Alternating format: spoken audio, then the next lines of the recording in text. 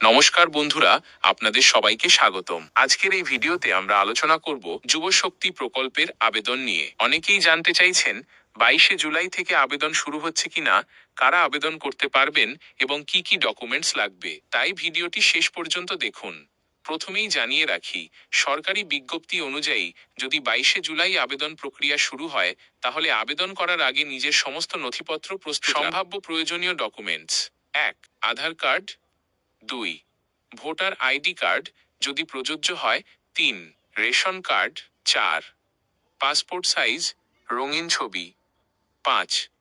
Mobile নম্বর আধারের সঙ্গে যুক্ত থাকলে ভালো। 6. ইমেইল আইডি যদি প্রয়োজন হয়।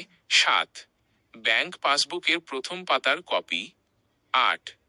বসবাসের প্রমাণপত্র যদি চাওয়া হয়। 9. শিক্ষাগত যোগ্যতার সার্টিফিকেট যদি প্রযোজ্য হয়। 10. জাতিগত বা অন্যান্য সংরক্ষণ সংক্রান্ত শংসাপত্র যদি প্রযোজ্য হয়। কারা আবেদন করতে পারবেন?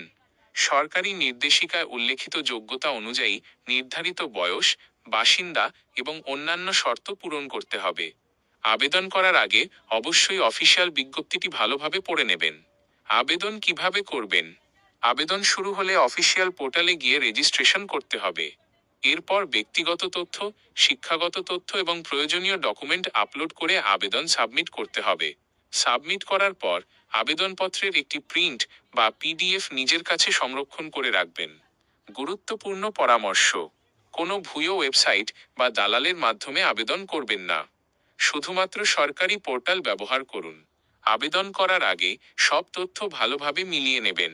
বন্ধুরা, যদি এই ভিডিওটি আপনাদের ভালো লাগে এবং এ ধরনের সরকারি প্রকল্প, চাকরি ও স্কিমের আপডেট নিয়মিত পেতে চান, তাহলে ভিডিওটি লাইক করুন, চ্যানেলটি সাবস্ক্রাইব করুন এবং পাশে থাকা বেল আইকনটি চাপতে ভুলবেন না। ধন্যবাদ। দেখা হবে পরবর্তী ভিডিওতে।